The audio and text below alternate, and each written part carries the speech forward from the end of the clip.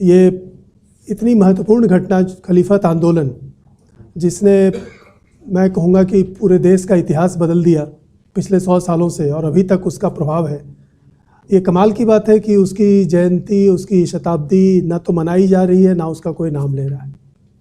ये अपने आप में एक इंडिकेशन है कि ये कितनी महत्वपूर्ण घटना थी, और शायद ऐसी घटना थी जिसको कोई याद नहीं करना चाहता। गांधी जी उसमें तब शामिल हुए जबकि ना तो वह उसका भारतीय हितों से इंटरेस्ट था, ना उसका भारत के हिंदुओं से कोई इंटरेस्ट था। यहाँ तक कि भारत के मुसलमानों में भी कोई उनके सीधे प्रत्यक्ष हितों की कोई बात नहीं थी। वो दूर तुर्की का मामला था और साम्राज्यवादी मामला था। तुर्की का साम्राज्य अफ्रीका, यूरोप और अरब में फैला हुआ था, उससे ऑलरेडी लोग मुक्त होना चाह रहे थे। वैसी स्थिति में ये कहना कि वह वैसा का वैसा बना रहे, इस आंदोलन में गांधी जी का शामिल हो जाना एक आश्चर्यजनक घटना थी। लेकिन गांधी जी उसमें न केवल शामिल हुए बल्कि फैनेटिक की तरह शामिल हुए। ये जो गांधी जी का इन्फेचुएशन था मुस्लिम नेताओं के साथ या मुस्लिम समाज के साथ, मुस्लिम समुदाय के साथ दोस्ती किसी तरह करने का, वह किस हद तक फैनेटिक हद तक था, ये खलीफत आंदोलन उसका एक उदाहरण है। मोपलाओं के बारे में गांधी जी ने कहा कि मोपला भगवान से डरने वाले बहादुर लोग हैं और उस बात के लिए लड़ रहे हैं जिसे धर्म समझते हैं, और उस तरीके से लड़ रहे हैं जिसको वो धर्म समझते हैं। मतलब अगर वो मास मर्डर कर रहे हैं, रेप कर रहे हैं, बच्चों को छत विक्षत कर रहे हैं, चूंकि वो धर्म समझ के कर रहे हैं, तो हम इसमें क्या कर सकते हैं। ये गांधी जी का जवाब था।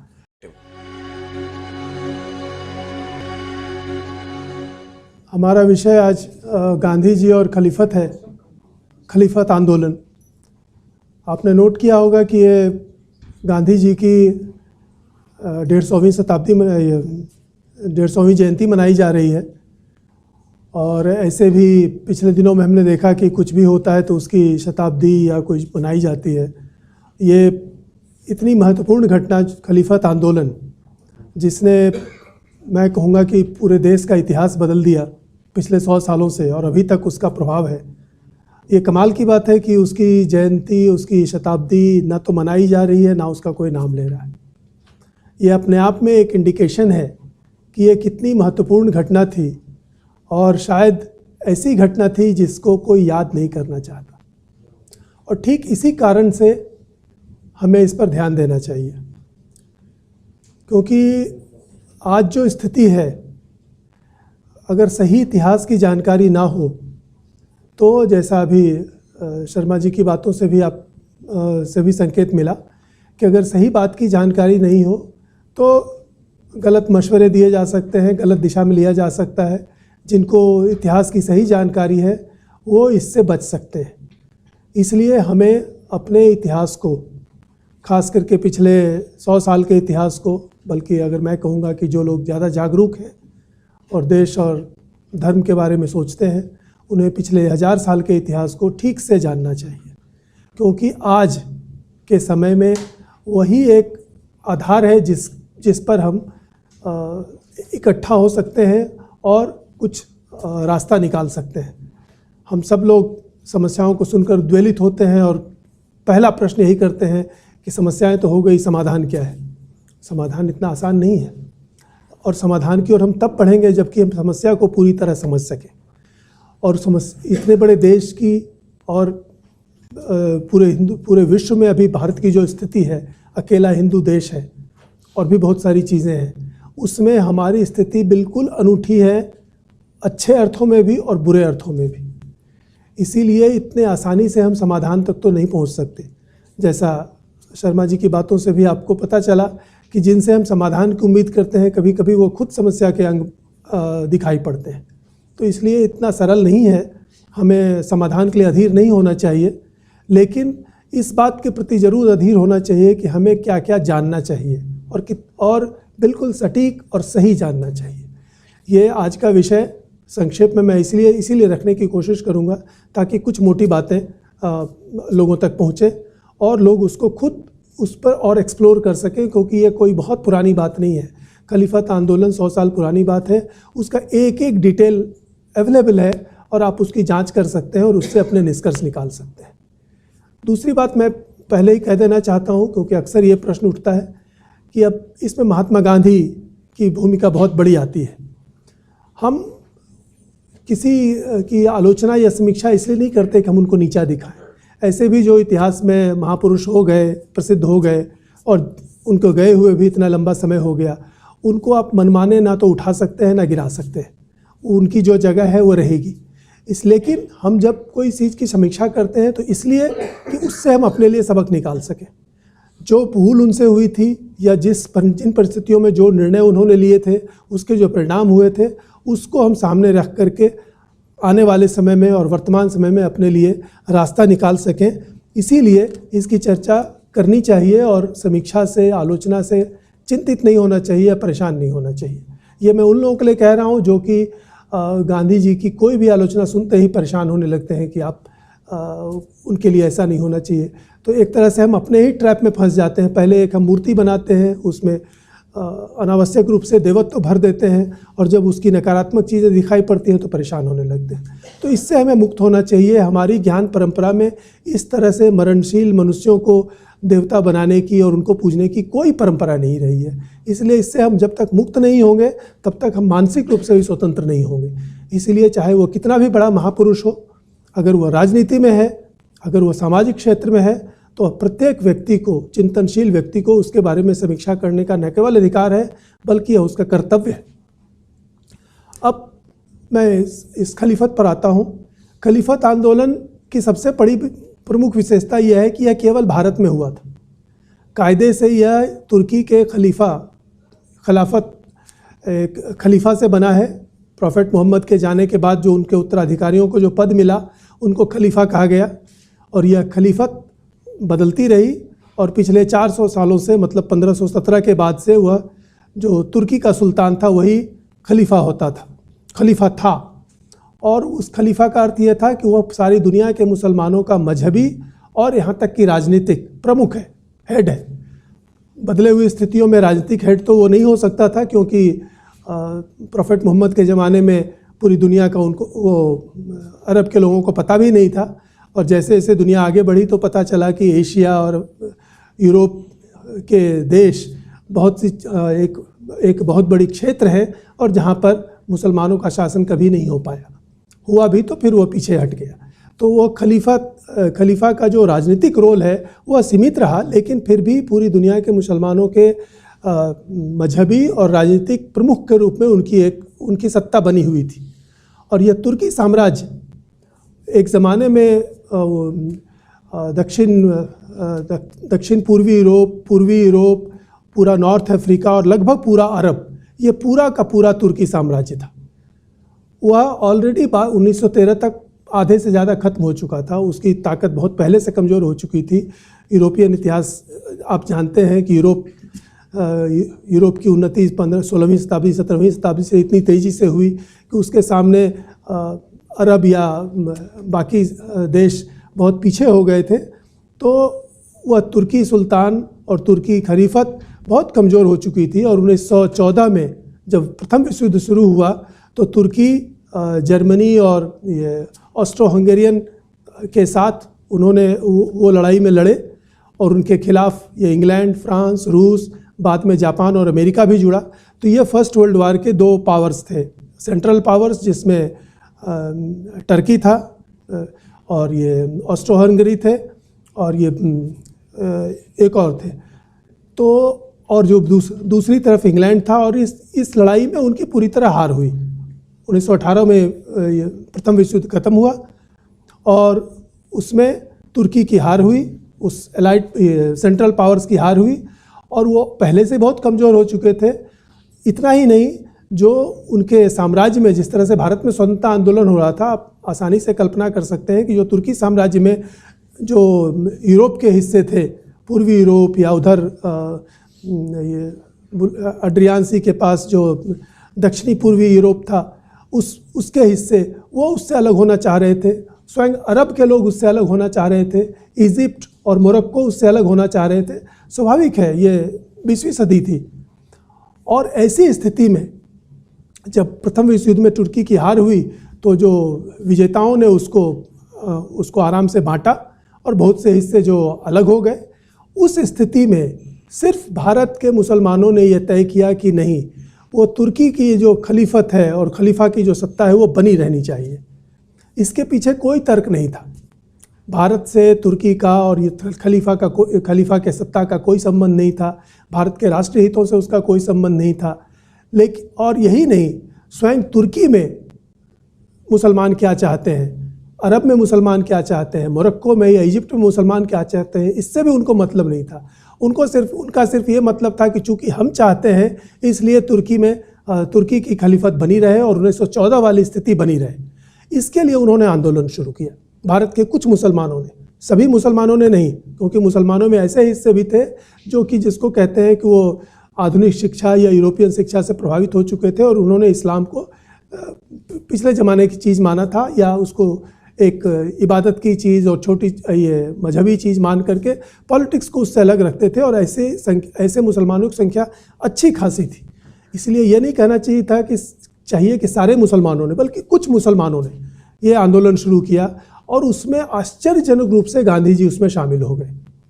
मुसलमानों ने ना तो हिंदुओं को निमंत्रण दिया था, ना वो एक्सपेक्ट करते थे, क्योंकि स्पष्ट रूप से ये बिल्कुल एक मजहबी मांग थी। वो भी कुछ मुसलमानों की मांग थी। स्वयं जिन्ना ने कहा था कि ये खलीफत पुराने ज़माने की चीज़ हो चुकी है, दुनिया आगे बढ़ चुकी है और वो ऐसे भी वो ख़त्म होने वाला है, उसके पीछे क्या पड़ना, उसको बचाने के लिए क्या लगना। प्रैक्टिकल भी नहीं था। आप 20वीं सदी के आरंभ को आप देखिए, न केवल इंग्लैंड बल्कि अमेरिका, फिर ये रूस में जब कम्युनिस्ट पार्टी आ गई शासन में तो फिर उसकी एक चमक, वो एक नया चमकता सितारा था। तो ये कुल मिलाकर के दुनिया का वातावरण ऐसा नहीं था कि जिसमें इस्लाम का कोई भी स्थान था। इसलिए इस तरह की मांग, जिसको कहते हैं अनाक्रोनिक या शेक्चिल्ली जैसी लगी होगी उस समय के लोगों को, लेकिन उस मांग में गांधी जी बिना निमंत्रण के स्वयं शामिल हो गए। शामिल ही नहीं हो गए, उन्होंने उत्साहपूर्वक उनके लिए प्रचार किया, उनके लिए नोट लिखे, उनके लिए अपीलें बनाई, भाषण दिए, रिजोल्यूशन तक लिखे और यह सब 1919 से शुरू हो गया, जब मेरे ख्याल से मई से। और यह सब चीज़ें जो मैं आपको बता रहा हूँ, मैं जिसकी चर्चा करूँगा, यह मैंने आज की बातचीत सारी की सारी गांधी जी के कलेक्टेड वर्क्स के में मिले हुए तथ्यों के आधार पर की है। मैंने दूसरे स्रोत को नहीं लिया है और उसको आप स्वयं जांच सकते हैं, क्योंकि गांधी जी का कलेक्टेड वर्क्स इंटरनेट पर फ्रीली अवेलेबल है। आप सेवाग्राम, गांधी सेवाग्राम.org करेंगे, उनका पूरा कलेक्टेड वर्क्स पूरे 92 वॉल्यूम्स आपको दिखेंगे और वो बड़े तफसील से लगे हुए हैं। तारीख से आप आराम से ढूंढ सकते हैं। जैसे अगर मैं कह रहा हूँ कि मई 1919 में उन्होंने पहला खलीफत का भाषण दिया, तो आप वो कलेक्टेड वर्क्स में 18वें वॉल्यूम में आप देख सकते हैं, तुरंत आप जाकर के उसको चेक कर सकते हैं। तो आज की बातचीत के जो सारे तथ्य मैं आपके सामने रख रहा हूँ वो उससे लिए गए हैं। और दूसरे इसका संक्षिप्त विवरण समीक्षात्मक रूप में ये डॉक्टर अंबेडकर की पुस्तक में मिलता है, जो उनका भी कलेक्टेड वर्क्स 15वीं वॉल्यूम में है। वो पूरी किताब है उनकी, जो उन्होंने 1940 में लिखी थी, पार्टीशन और पाकिस्तान। ये 1940 में उन्होंने लिखी थी। उसमें एक अध्याय में उन्होंने पूरे खलीफत आंदोलन और उसमें कांग्रेस की भूमिका और गांधी जी की भूमिका को प्रमाणिक रूप से स्कॉलर की तरह पूरे रेफरेंस के साथ अखबार के इस अखबार में इस तारीख को ये छपा था, ये उन्होंने कहा, वहाँ कहा, इस पर ये प्रतिक्रिया आई, और इस तरह से उन्होंने सिस्टमेटिक डॉक्यूमेंटेशन डॉक्टर अम्बेडकर ने की है। इसलिए इस बात को आप स्वयं परख सकते हैं। तो मुख्य बात यह है कि गांधी जी उसमें तब शामिल हुए जबकि ना तो वह उसका भारतीय हितों से इंटरेस्ट था, ना उसका भारत के हिंदुओं से कोई इंटरेस्ट था, यहाँ तक कि भारत के मुसलमानों में भी कोई उनके सीधे प्रत्यक्ष हितों की कोई बात नहीं थी। वो दूर तुर्की का मामला था और साम्राज्यवादी मामला था। तुर्की का साम्राज्य अफ्रीका, यूरोप और अरब में फैला हुआ था, उससे ऑलरेडी लोग मुक्त होना चाह रहे थे। वैसी स्थिति में ये कहना कि वह वैसा का वैसा बना रहे, इस आंदोलन में गांधी जी का शामिल हो जाना एक आश्चर्यजनक घटना थी। लेकिन गांधी जी उसमें न केवल शामिल हुए बल्कि फैनेटिक की तरह शामिल हुए, जिस तरह की भाषा में, और वो उसका नेतृत्व करने पर आमादा हो गए इस रूप में कि जैसे मैंने आपको कहा कि वो उसके लिए, जैसे पब्लिक मीटिंग में जो प्रस्ताव पास होते हैं उसकी ड्राफ्टिंग वो करते थे, अपनी ओर से प्रेस को संपादक के नाम पत्र लिखते थे, जैसे खलीफत दिवस मनाया जा रहा है या कोई खलीफत डे मनाया जा रहा है या कोई और चीज़ हो रही है, तो उसके लिए उन्होंने पूरी अपनी ताकत लगा दी। ये मैं खोज नहीं पाया कि वो किस हैसियत से ऐसा कर रहे थे, लेकिन ऐसा लगता है कि कांग्रेस में शुरू में उनकी बात में कोई उनको समर्थन नहीं मिला। उल्टे लोगों ने उनको चेतावनी दी कि आप एक बहुत खतरनाक काम करने जा रहे हैं। उसमें जिन्ना भी थे, उन्होंने कहा कि इन मुल्ले मौलवियों को आप राजनीतिक मंच में और फोर फ्रंट में ला करके एक बहुत बड़ी गलती कर रहे हैं। और ये नोट करने की बात है कि भारत में बावजूद इसके कि 400 साल तक सल्तनत और मुग़लों का भी शासन रहा, लेकिन आप नोट करेंगे कि कभी भी मुल्ले मौलवियों को राजनीतिक प्रमुखता नहीं मिली थी। ये पहली बार खलीफत आंदोलन में ही मौलाना मोहम्मद अली और शौकत अली, फिर ये मौलाना अबुल कलाम आज़ाद, फिर मौलाना हसरत मोहानी, ये सब लोग खलीफत के मुख्य लीडर थे और इन लोगों को पहली बार राजनीतिक मंच मिला। और इसका श्रेय या दोष ये गांधी जी को देना पड़ेगा, क्योंकि उन्होंने ही यह कार्य किया था। कांग्रेस में भी उनका समर्थन करने वाले नहीं थे। और इसमें जिस तरह की भाषा गांधी जी ने इस्तेमाल की वह भी बड़ी खतरनाक थी। वो पूरी तरह लफ्फाजी से भरी हुई थी, क्योंकि जैसा मैंने आपको कहा और आप खुद कल्पना कर सकते हैं कि तुर्की के साम्राज्य को बचाने के लिए भारत के लोग लग जाएं, इसका कोई सिर पैर नहीं था। भारत स्वयं स्वतंत्रता की लड़ाई लड़ रहा था। हमारी स्वतंत्रता की लड़ाई की जो सारी भावना थी यह ठीक उसके विपरीत था।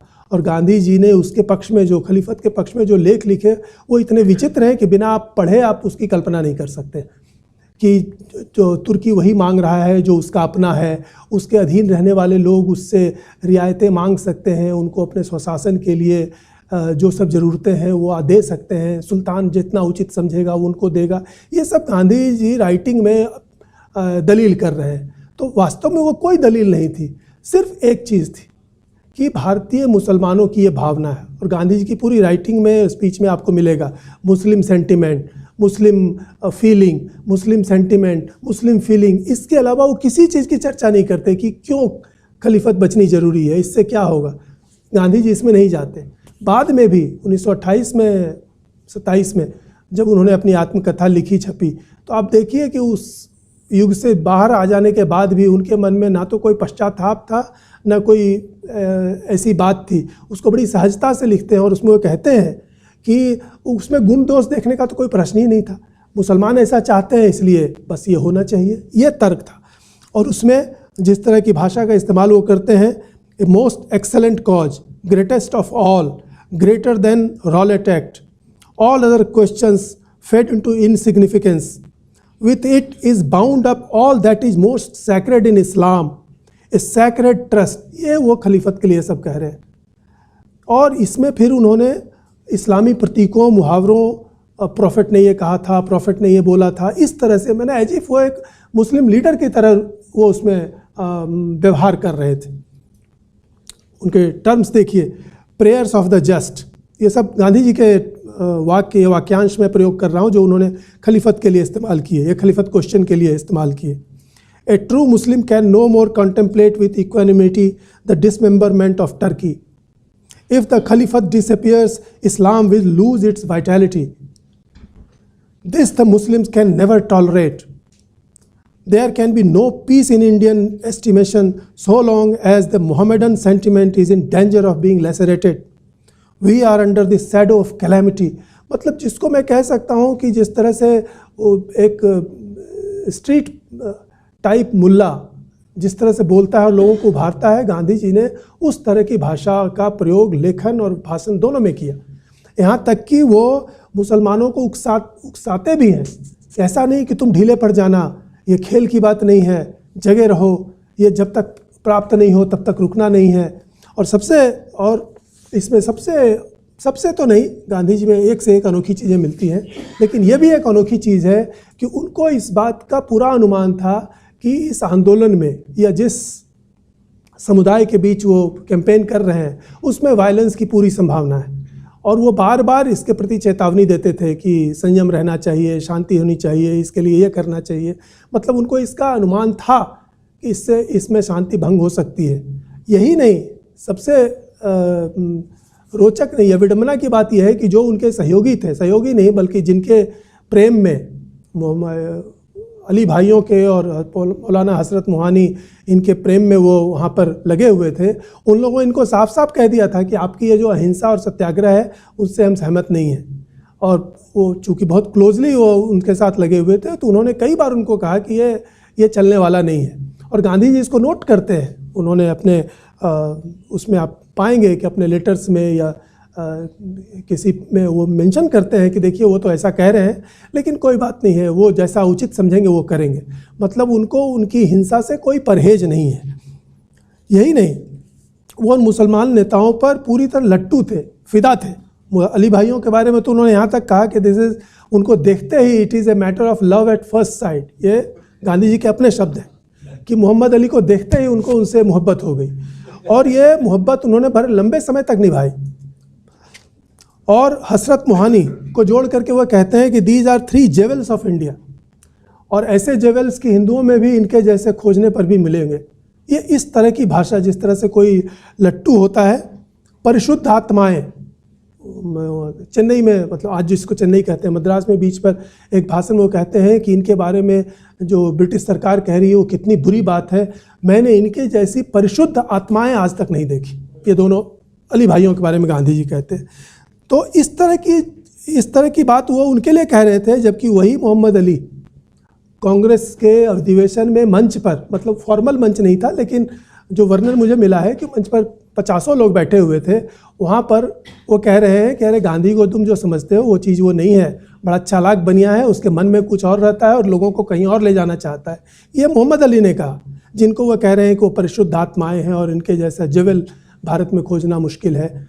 उन्हीं मोहम्मद अली ने लगभग उसी दौर में, उसी आंदोलन के दौर में, इसको डॉक्टर अम्बेडकर ने पूरी तरह रेफरेंस के साथ कोट किया है कि मोहम्मद अली ने सार्वजनिक रूप से कहा कि अपने मजहब और अकीदे के मुताबिक मैं गिरे से गिरे और बदकार मुसलमान को भी महात्मा गांधी से श्रेष्ठ समझता हूँ। तो जब लखनऊ में या कहीं पर, अजमेर में कहा, तो किसी को लगा कि शायद रॉ में बोल गए होंगे। तो दूसरी जगह जब वो गए तो पत्रकार ने उनसे पूछा कि आपने ऐसा कहा महात्मा जी के लिए? तो उन्होंने दोहरा के कहा, हाँ, अपने मजहब और अकीदे के मुताबिक मैं गिरे से गिरे और बदकार मुसलमान को भी महात्मा गांधी से श्रेष्ठ समझता हूँ। उन अली बंधुओं के लिए गांधी जी जिस तरह की भाषा का इस्तेमाल करते हैं, जैसा व्यवहार करते हैं, वो जिसको कहते हैं अंग्रेजी में इन्फेचुएशन, वो उस तरह की चीज़ थी गांधी जी में। क्यों थी ये कहना मुश्किल है। ये वो नेता थे जिन्होंने उसी समय हिजरत का भी कॉल दिया था। हिजरत मतलब जो इस क्लासिक इस्लामी थ्योरी है कि मुसलमान गैर मुसलमान के शासन में नहीं रह सकते, उनको या तो कब्जा करना है या फिर वो जगह छोड़ देनी है। तो उस समय ये अली बंधु और ये मौलाना अबुल कलाम आज़ाद, जो बाद में हमारे शिक्षा मंत्री हुए, उनकी बड़ी महानता गाई जाती है, इन लोगों ने फतवा दिया कि चूँकि अब भारत दारुल हरब हो चुका है, इसलिए भारत के मुसलमानों के लिए इस्लामी तरीके से जायज़ है कि वो यहाँ से हिजरत कर जाए। कोई और इस्लामी देश तो पास में था नहीं, अफ़गानिस्तान था। तो काफ़ी बड़ी संख्या में, जहाँ तक मुझे स्मरण है 5 लाख से ऊपर की संख्या बताई जाती है, वो अफ़गानिस्तान के लिए कूच कर गए। वहाँ गए तो उनको रास्ते में बहुत कठिनाइयाँ हुई, फिर अफ़गानिस्तान ने इतने लोगों को लेने से भी इनकार किया, फिर वापस आए और इसमें हज़ारों लोग मर गए। ये ऐसे फैनेटिक इस्लामिस्ट नेताओं के पीछे गांधी जी लगे हुए थे कि चूँकि ये लोग चाहते हैं कि खलीफत रहे, इसलिए पूरे भारत के हिंदुओं का, पूरी कांग्रेस का कर्तव्य है कि हम उनके लिए खड़े रहें। और जिस भाषा में, जिस आवेग से, जिस शिद्दत से गांधी जी उसमें लगे हुए थे, वो आप जब उनके भाषण और लेख पढ़ेंगे तभी आप समझ सकते हैं। मैं सिर्फ आपको उसका हिंट कर रहा हूँ। यही नहीं, 13 अप्रैल 1919 को जलियांवाला कांड हुआ था। आपको जानकर आश्चर्य होगा कि जब लोगों ने कहा कि आप ब्रिटिश सरकार के खिलाफ ये दबाव डाल रहे हैं तो इसमें जलियांवाला कांड को भी जोड़ दीजिए। गांधी जी कहा नहीं, वो तो स्थानीय चीज़ है, वो ये बहुत बड़ा मामला है, उसको अलग रखा। मतलब आप उसी दौरान आप देखेंगे उनके कलेक्टेड वर्क्स में जलियांवाला बाग या पंजाब, वो उनके एक तरह से रिकॉर्ड में नहीं आता गांधी जी के। कोई पूछता है तब जैसे लगता है कि अनिच्छा से वो उस पर कुछ बोलते हैं, वरना वो उनकी चेतना में मानो रजिस्टर नहीं हुआ था, जिसमें 400 लोग एक दिन में जनरल डायर की गोली से मारे गए थे, 1000 घायल हुए थे। उस इशू को गांधी जी ने जोड़ने तक की ज़रूरत नहीं समझी। बट जब देखा कि भाई ये खलीफत हिंदुओं के लिए कोई आकर्षक चीज़ नहीं बन पा रही है, लोग लुभाव नहीं आ रहे हैं, तब जाकर के उस आंदोलन में वो पंजाब डिस्टर्बेंसेस या पंजाब में जो अत्याचार हुए उसको जोड़ा गया, फिर स्वराज भी जोड़ा गया। और इस तरह से हम अपने बच्चों को झूठा इतिहास पढ़ाते हैं कि असहयोग आंदोलन स्वराज के लिए आंदोलन था। असहयोग आंदोलन 100% खलीफत आंदोलन था, और यहाँ तक कि गांधी जी ने उसमें दूसरे मुद्दों को जोड़ने से मना किया था। शुरू में अप्रैल में हुआ जलियांवाला बाग, और जलियांवाला बाग और पंजाब पर विरोध को जा करके 1920 के जून में कांग्रेस के अधिवेशन में जोड़ा गया, क्योंकि देखा गया कि हिंदू उसमें शामिल नहीं हो रहे हैं। स्थिति तो यहाँ तक है कि देश के आम हिंदुओं को एक तरह से गफलत में भी रखा गया। ये कन्हैयालाल मानिकलाल मुंशी ने लिखा है कि खिलाफ और खलीफा ये दो अलग अलग शब्द हैं। तो खिलाफत आंदोलन को पब्लिक ने ये समझा कि अंग्रेज़ों के खिलाफ आंदोलन हो रहा है, और कांग्रेस के कार्यकर्ताओं में भी बहुत लोग इसको इसी रूप में समझते थे। वो खलीफत को नहीं जानते थे, और इसको समझने दिया गया कि भाई किसी तरह आप इस आंदोलन में साथ आएँ। और इसको डॉक्टर अम्बेडकर ने मेंशन किया है। डॉक्टर अम्बेडकर लिखते हैं, थॉट्स ऑन वही, सच्चाई यह है कि असहयोग आंदोलन का उद्गम खलीफत आंदोलन से हुआ था, न कि स्वराज के लिए कांग्रेसी आंदोलन से।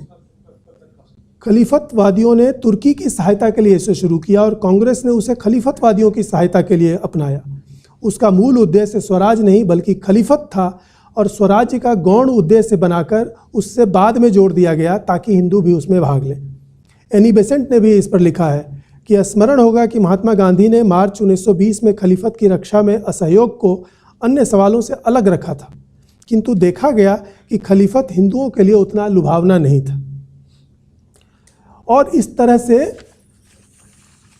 एक तरह से जनता को बरगला करके भी, हिंदू जनता को बरगला करके भी उसमें शामिल किया गया, जबकि कांग्रेस के नेताओं ने और दूसरे लोगों ने उनको चेतावनी भी दी थी। लेकिन ये पूरे दौर में अगर गांधी जी के और भी क्रियाकलापों की पूरी समीक्षा आप करें तो ऐसा लगेगा जैसे वो उनके जैसे परमानेंट रिटेनर होते हैं वकील, सुप्रीम कोर्ट में, हाई कोर्ट में बड़ी बड़ी कंपनियां परमानेंट रिटेनर रखती हैं ताकि वो सिर्फ उन्हीं के लिए काम करे और कोई केस ना ले। तो ऐसा लगता है कि गांधी जी ने ऐसा लगता है कि पिछला इतिहास भी यही था। उनके इंट्रोडक्शन में भी कहीं पढ़ा गया ये खलीफत किसी मीटिंग में, शायद बम्बई में, उनके इंट्रोडक्शन में भी कहा गया कि जब ये दक्षिण अफ्रीका गए भी थे तो एक मुस्लिम क्लाइंट के लिए ही गए थे, और वहाँ उनकी लगभग जितने साल वो रहे उनका मुख्य काम मुसलमानों के बीच में था। भारतीय मुसलमान थे, उन्हीं के बीच रहे। तो एक तरह से वो पिछले 30 सालों से मुख्यतः उन्हीं के बीच काम कर रहे थे, ऐसा उनके परिचय में कहा गया। और बाद में भी गांधी जी भी लिखते हैं, उन्होंने लिखा है कि मैं 1914 से ही, जब से वो तुर्की का विखंडन दिख रहा था, तुर्की कमज़ोर हो रहा था, तभी से उनको चिंता हो रही थी कि इसका तो भारतीय मुसलमानों पर असर पड़ेगा, मैं कैसे उनकी मदद करूं। ये खुद गांधी लिखते हैं। तो उनकी आत्मकथा में भी मिलता है कि वो शुरू से ही मुसलमानों को कैसे अपना दोस्त बनाऊं या उनके साथ कैसे उनकी सहायता करूं, ये गांधी जी का परमानेंट और पुराना, मैं क्या कहूं, एक शौक़ था या इच्छा थी या कल्पना थी। और उस शायद वही एक कारण था कि वो वहाँ से दक्षिण अफ्रीका से भारत आते हुए मुख्य बात यही सोच रहे थे। और उन्होंने ये जो खलीफत आंदोलन के अवसर का उपयोग किया इस रूप में कि वो मुसलमानों के बीच अपनी क्या कहें, दोस्ती या निष्ठा को साबित करने का प्रयत्न करें। इतिहासकारों ने बहुत तरह से इसकी एनालिसिस की है। वामपंथी इतिहासकार कहते हैं कि वो उन्होंने बड़ी राजनीति खेली कि वो खलीफतवादियों को उन्होंने कहा कि आपको मैं कांग्रेस का समर्थन दिला दूंगा, और कांग्रेस को कहा कि आपको मुसलमानों का समर्थन दिला दूंगा, और इस प्रकार से वो बड़े नेता हो गए। मुझे लगता है कि ये सब सत्य होते हुए भी शायद मुख्य कारण नहीं है। गांधी जी जिस तरह के व्यक्ति थे, आप जब तक उनको डिटेल में नहीं पढ़ेंगे आप उनकी मानसिकता को समझ नहीं सकते, क्योंकि जिस तरह की बातें हमें हास्यास्पद लगती हैं, जिस तरह की बातें हमें बड़ी बुरी लगती हैं, गांधी जी उसको बाकायदा रिकॉर्ड में लिखते हैं और आराम से लिखते हैं। इसका मतलब वो कोई धूर्तता नहीं कर रहे थे, उनका सचमुच विश्वास था इन बातों में। और यही समझने की बात है कि जितने भी उन्होंने इस तरह के निर्णय किए जो हानिकारक भी साबित हुए, उसके बारे में उनको कभी बाद में भी ये नहीं लगता था कि उनसे कोई गलती हुई है। और यहाँ तक कि अहिंसा, जैसा मैंने कहा कि अहिंसा की टेक को पूरी तरह उन्होंने ताक पर रख दिया। यही नहीं, एक प्रसंग स्वामी श्रद्धानंद ने लिखा है, वो भी उस आंदोलन में थे उनके साथ। स्वामी श्रद्धानंद, उन्होंने एक खलीफत सभा का विवरण दिया है नागपुर की। ये स्वामी श्रद्धानंद कह रहे हैं, उनकी पुस्तक में भी है और इसको डॉक्टर अम्बेडकर ने भी कोट किया है। एक रात हम दोनों नागपुर की खलीफत कॉन्फ्रेंस में गए थे। उस मौके पर मौलानाओं ने कुरान की आयतें पढ़ी जिसमें बार बार जिहाद और काफिरों को मारने का आदेश था। परंतु जब मैंने खलीफत आंदोलन के इस पहलू की ओर ध्यान दिलाया तो महात्मा जी मुस्कुराए और कहने लगे कि वे ब्रिटिश नौकरशाही की ओर इशारा कर रहे हैं।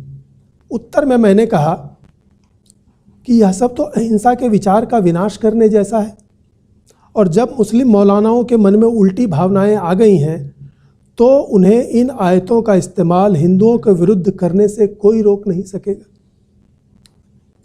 इस तरह की, लेकिन यहाँ नोट करने की बात यह है कि अहिंसा के पुजारी और अहिंसा पर इतनी सिद्धांतवादिता के बावजूद गांधी जी वहाँ पर अंग्रेज़ों के खिलाफ वो हिंसक हो रहे हैं, इसको मुस्कुरा के एक तरह से कंडोन कर रहे हैं, एक तरह से उसको सपोर्ट कर रहे हैं।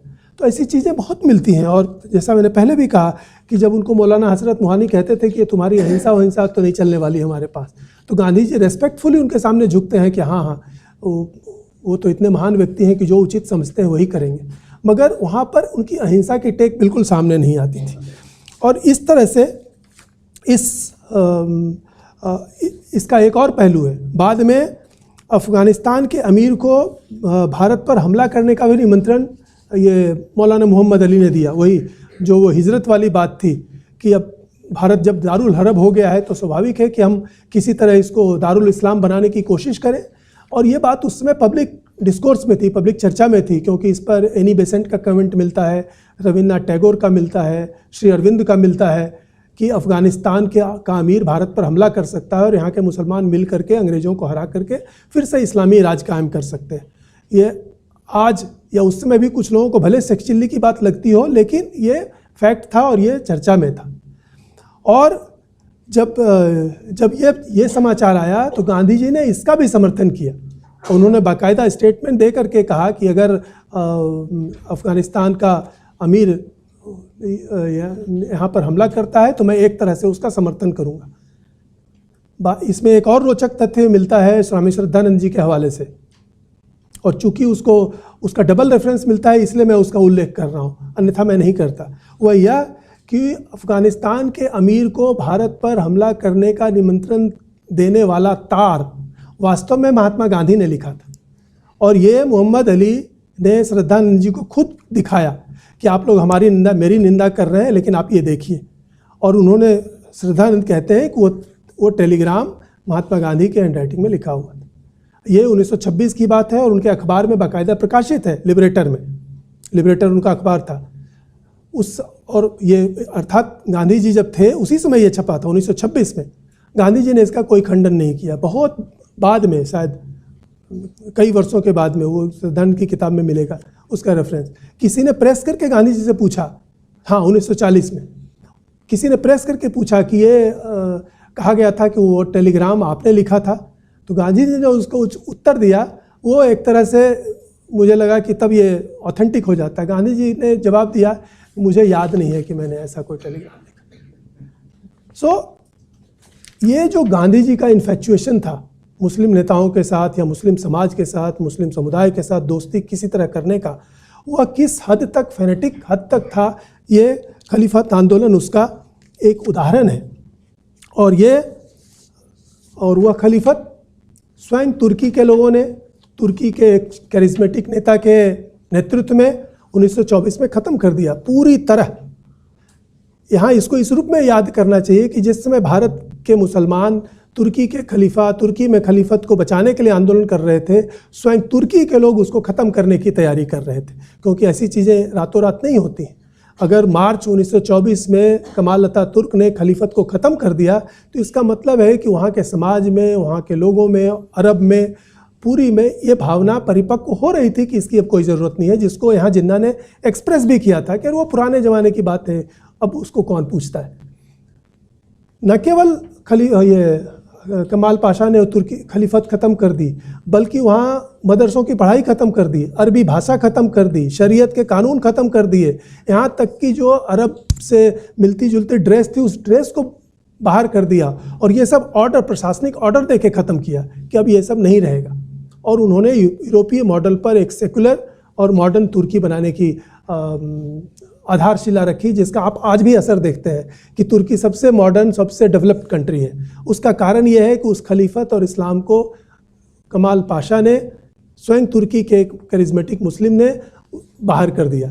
यहाँ एक इंटरेस्टिंग एपिसोड ये भी है कि खलीफा को पहले सिर्फ डिपोज किया था, सत्ता से बाहर किया था, लेकिन वो खलीफा, शायद अब्दुल माजिद नाम था उनका, जो आखिरी वो खलीफा, तुर्की खलीफा थे, वो रह रहे थे वहीं पर, लेकिन उनको तुर्की से बाहर निकालने के बहाने में स्वयं भारत के दो मुसलमानों का हाथ था, आगा खां और अमीर अली।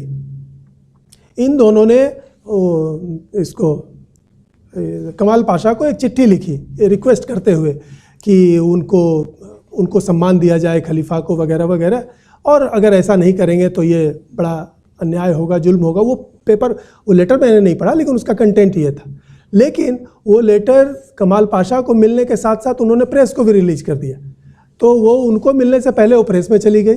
इसको इशू बना करके कमाल पाशा ने कहा कि इसको बाहर करो, ये तो भीतर घाती है और ये हमारी सत्ता ख़त्म करने का षड्यंत्र कर रहा है बाहरी लोगों से मिल करके।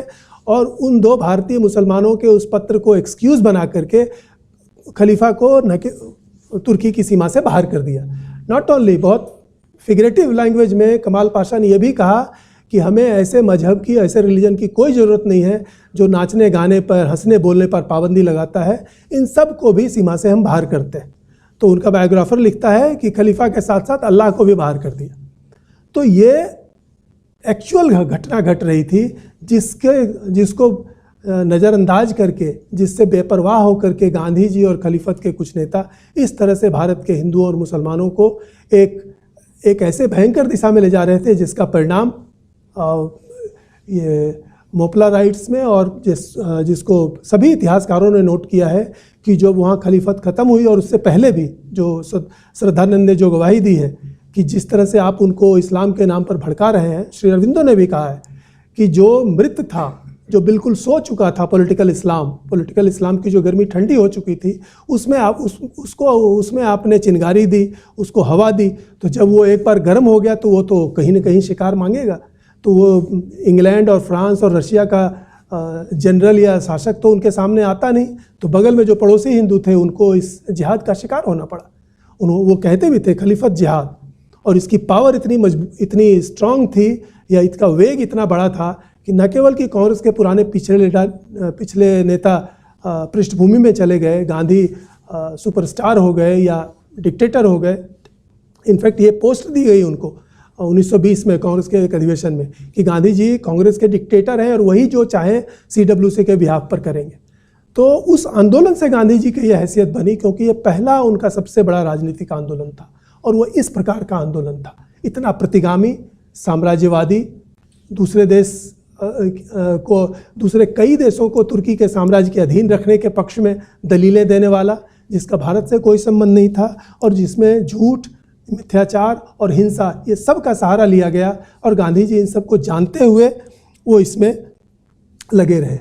हजरत शायद अब्दुल बारी के एक पत्र से पता चलता है कि गांधी जी के यह जो पूरा प्रयत्न हुआ, इससे जो आधुनिक शिक्षित मुसलमान थे वो प्रभावित उतने नहीं हुए, लेकिन मजहबी लोग उनसे प्रभावित हुए। और ये इसका मैं ये निष्कर्ष लेता हूँ कि गांधी जी ने मजहबी कट्टरपंथियों को सहयोग दिया, न कि उसी समय जो उदारवादी और सुधारवादी मुसलमान थे उनके साथ कोई अलायंस या उनके साथ कोई सहयोग बनाने की कोशिश नहीं की। और यहाँ नोट कर लीजिए बाईपासिंग कि ये उन्होंने क्रिश्चियनों के साथ भी किया।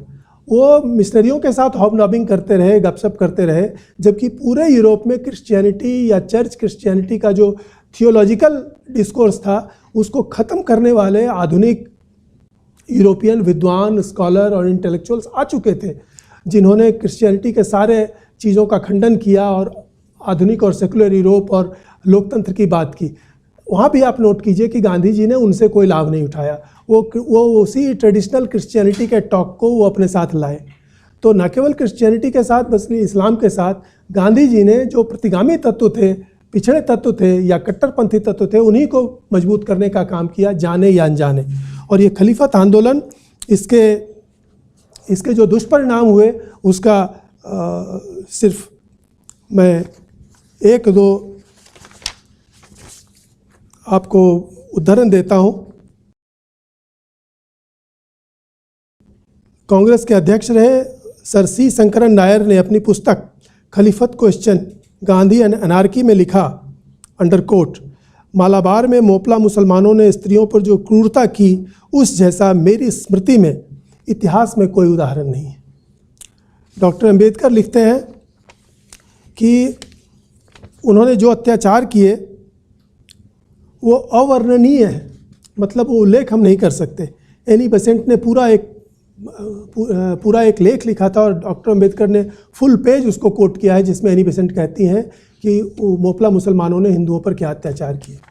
स्टैनले वॉलपर्ट, जिसने जिन्ना की जीवनी लिखी है, बहुत बड़े इतिहासकार हैं, जिन्ना ऑफ पाकिस्तान, उसमें उन्होंने भी लिखा है कि जब ये खलीफत कोलैप्स कर गई तो पूरे भारत में मुसलमानों ने अपना गुस्सा अपने पड़ोसी हिंदुओं पर उतारा।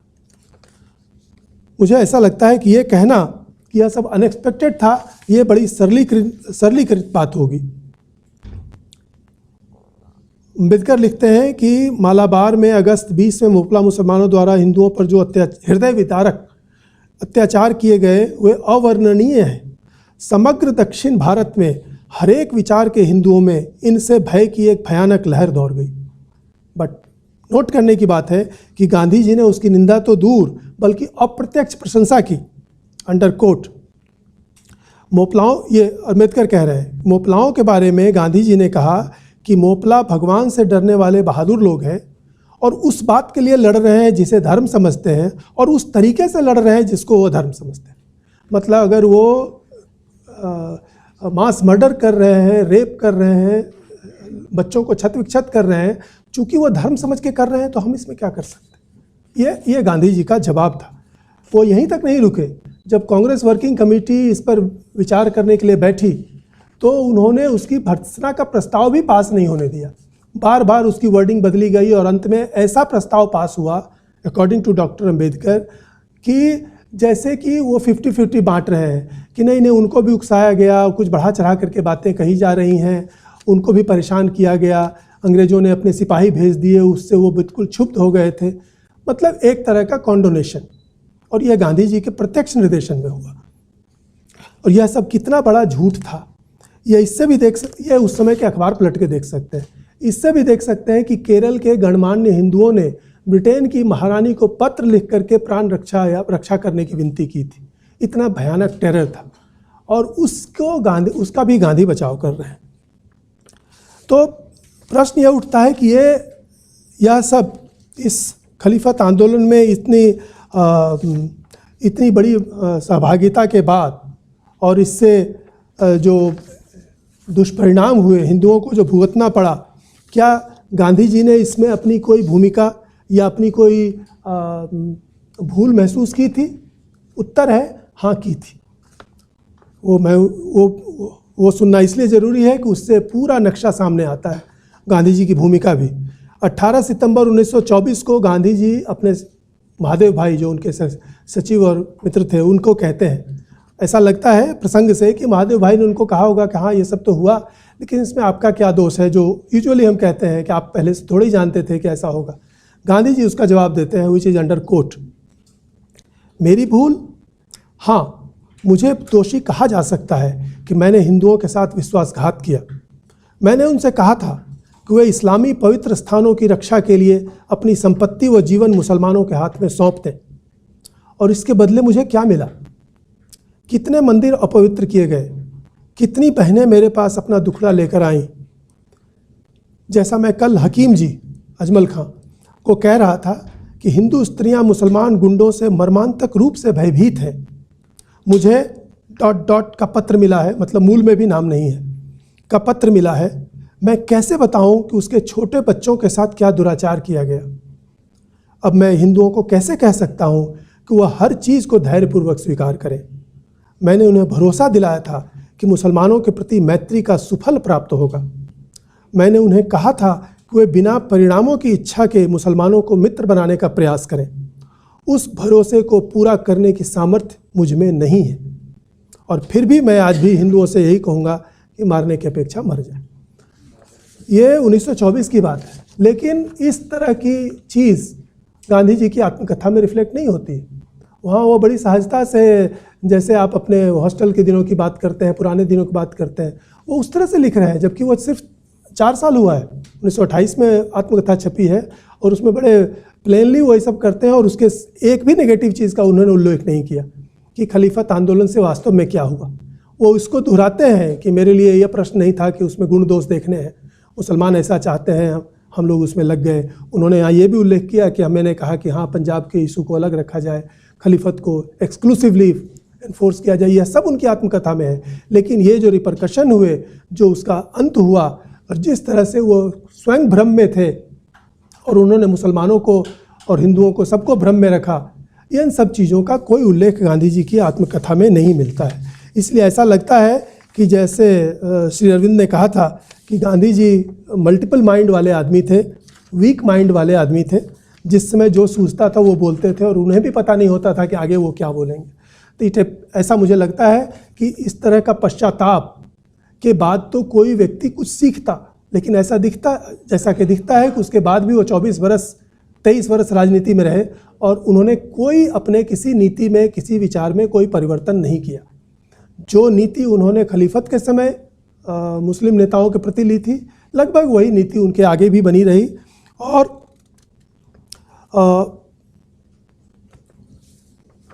एक अर्थ में वो बड़े अपने तरह के इगोइस्ट थे, जो वो समझते थे कि वह न केवल हिंदुओं के लिए बल्कि मुसलमानों के लिए भी बोल सकते हैं, वो तुर्की के लिए भी बोल सकते हैं। उनके ध्यान में भी नहीं आता था कि वहाँ लाखों करोड़ों जनता, उनकी क्या भावना है, यहाँ कांग्रेस में हिंदुओं की क्या भावना है या दूसरे मुसलमानों की भी क्या भावना है। वो इससे निर्विकार होकर के हमेशा एक अपने ही माइंड में रहते थे और खुद ही सब समस्याओं को भी खुद अपनी तरह से देखते थे, उसका सॉल्यूशन भी अपनी तरह से इमेजिन करते थे और उसी को सब पर फोर्स करने की कोशिश करते थे। और ऐसा लगता है कि वो मैंने जितना पढ़ा है गांधी जी को, उनकी आत्मकथा से लेकर के बाद के विषयों पर भी, मुझे ऐसा लगता है कि बचपन से ही उनमें कुछ एक कमजोरी थी, वो दूसरों को सुधारने की और दूसरों की मदद करने की। और उसमें वो इस बात को चूज़ नहीं करते थे कि क्या करना है, किसी से सलाह लेनी है या कुछ उसके प्लस माइनस देखने हैं। जो उनके दिमाग में आ जाता था उसके पीछे वो लग जाते थे। और ये उनकी आत्मकथा में भी मिलता है। जब वो हाई स्कूल में थे तभी किसी को सिगरेट छुड़ाने के लिए उसके मित्र हो गए, किसी को वेश्यावृत्ति से बचाने के लिए उसके मित्र हो गए, और उसी काम में बहुत दूर तक चले गए, सो दैट कि पहले मैं उसका विश्वास जीतूंगा, फिर मैं उसको ठीक कर दूंगा। और मुझे ऐसा लगता है कि मैं खलीफत में वही रिप्ले होता हुआ देखता हूँ, क्योंकि ये बिल्कुल लॉजिकल है, जो कि गांधी जी ने कहीं लिखा भी है कि मुझे तुर्की से क्या लेना देना है, लेकिन चूंकि भारत के मुसलमान ऐसा चाहते हैं इसलिए मेरा धर्म बनता है। और इसलिए हिंदुओं के भी ये बाउंड एंड ड्यूटी है कि वो चूंकि उनका पड़ोसी कष्ट में है तो वो उसके कष्ट में मदद करें, परिणाम ये किसी लाभ की चिंता ना करें। तो मुझे ऐसा लगता है कि एक फैनेटिक ईगोइस्ट की तरह, और फिर वो हमेशा कुछ बड़ा इमेजिन करते थे कि कुछ चमत्कारिक परिणाम ले आने हैं। हो सकता है, जैसा कि मैंने कहा कि लेफ्टिस्ट हिस्टोरियन या दूसरे हिस्टोरियनों ने कहा है कि वो सोचते थे कि इतनी बड़ी संख्या, चूँकि मुसलमान मजहब से ही आकर्षित होते हैं तो उनके मजहबी आवेश को बढ़ा करके या उसमें जुड़ करके फिर उनको राष्ट्रीय आंदोलन में ले आया जाएगा, और इस तरह से पता नहीं क्या क्या उन्होंने सोचा हो। लेकिन इस तरह के विश्लेषण से उस समय का कोई भी दूसरा कांग्रेसी लीडर सहमत नहीं था। जैसा मैंने आपको कहा कि मैंने आज सारे तथ्य गांधी जी के वर्क से ही लिए हैं, और इसीलिए मैंने उसको चेक नहीं किया है कि इस पर नेहरू जी ने या सरदार पटेल ने या और दूसरे उस ज़माने के बड़े नेताओं ने, स्वयं जिन्ना ने और क्या क्या कहा और उन्होंने इसको किस तरह से आकलन में लिया। लेकिन संक्षेप में इतना ही कि इस खलीफत आंदोलन के बड़े दूरगामी परिणाम हुए। मैं तो ऐसा महसूस करता हूँ, मैंने उतना गहराई से इतिहास पीछे का नहीं पढ़ा है, लेकिन मुझे ऐसा लगता है कि पहली बार हिंदुओं के मन में एक ऐसा भय और लज्जा पैदा हुई जो पहले नहीं थी मुसलमानों के प्रति। उससे पहले 1000 साल से हिंदुओं पर मुस्लिम आक्रमण होते रहे थे, लेकिन वो बाहरी मुसलमानों के आक्रमण थे।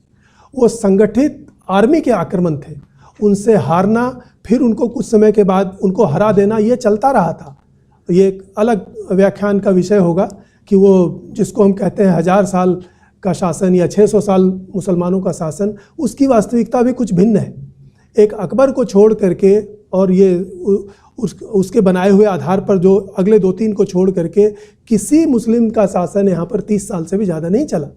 कहने का मतलब यह है कि उसका शासन बनता था और फिर उसको ख़त्म किया जाता था।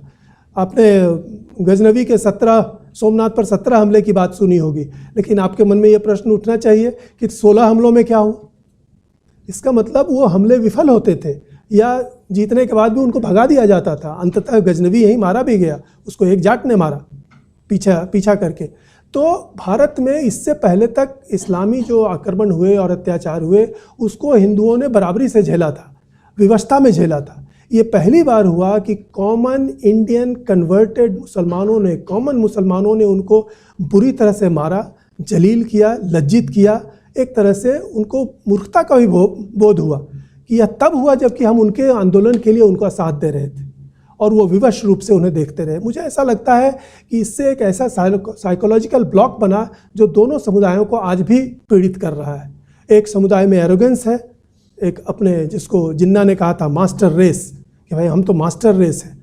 जब जिन्ना से पूछा गया कि आपको पाकिस्तान किस लिए चाहिए, कुछ आपके साथ तो हुआ नहीं है, अभी तक तो मुसलमानों ने ही शासन किया है, तो उन्होंने कहा नहीं, हम तो मास्टर रेस है, या तो हम पूरे हिंदुस्तान पर शासन करेंगे और वरना हमारा अलग दे दो जहाँ पर हम शासन करेंगे, क्योंकि हम सिर्फ शासन कर सकते हैं, हम शासित या बराबरी से नहीं रह सकते। तो ये जो फीलिंग थी, इसको बड़ी मजबूती से खलीफत आंदोलन के फियास्को ने कम से कम उतने मुसलमानों के मन में भर दिया जो काफ़ी हैं अपने समुदाय को अपने जबरन अपने पीछे रखने के लिए और मुसलमानों को टेरराइज करने के लिए। और गांधी जी ने जो अपनी लीडरशिप परंपरा बनाई, उसके बाद भी वो 24 साल पॉलिटिक्स में रहे और उसी तरह से डिक्टेटर बने रहे। उनको किसी चीज़ की परवाह नहीं थी, चाहे वो पार्टीशन का मामला हो या उसके बाद का या जो जिन्ना और अंबेडकर ने कहा था कि पॉपुलेशन एक्सचेंज होना चाहिए, हर चीज़ में वो एक फैनेटिक अपना डिसीजन लेते थे और कहते थे यही होगा, और विली नीली बाकी लोग उसको मानते थे क्योंकि उनके पास कोई ऑप्शन नहीं होता था। जो आप आज भी देख सकते हैं, जिन पार्टियों में ऐसे लीडर होते हैं जिनके विरुद्ध कोई नहीं जा सकता, वो कितना भी गड़बड़ डिसीजन ले रहा हो, बाकी लोग झक मार के उसको स्वीकार करते हैं। मुझे ऐसा लगता है कि भारतीय राजनीति में ये परंपरा गांधी जी ने डाली और इसके जो दुष्परिणाम हुए उसका आकलन होना शेष है। लेकिन मुझे इससे जो सबक निकलता है वो यह कि एक तो पॉलिटिकल मामलों को कभी भी इमेजिनेशन में नहीं लेना चाहिए कि आपने कल्पना कर ली कि प्रॉब्लम ये है और आपने कल्पना कर ली कि सॉल्यूशन ये है और उसके पीछे आपने जबरन अपने लोगों को लगाया, ब्लैकमेल करके, इमोशनली दबाव डाल करके, झूठी सच्ची बातें कह करके, जो आपको संपूर्ण गांधी जी में मिलेंगी। और ये सिर्फ खलीफत की बात नहीं है, मैंने दूसरे प्रसंगों में भी गांधी जी को क्लोजली पढ़ा है तो यही पाया है कि उनकी बातों में तारतम्य, कोई संगति, कोई लॉजिक नहीं होता था। और यही श्री अरविंद ने कहा था कि भाई मुझे ऐसा लगता है कि गांधी जी के एक माइंड नहीं 4-5 माइंड है और वो खुद भी नहीं जानते कि अगले क्षण कौन सा माइंड उनका वर्क करेगा। तो मतलब कोई संगति नहीं होती थी। तो इस तरह से इरेटिक बट मोनोपोलिस्ट लीडरशिप की परंपरा उससे बनी गांधी जी के आने से, और उसका नुकसान हम अभी तक देख रहे हैं। तो मुझे लगता है कि दूसरा सबक यह है जो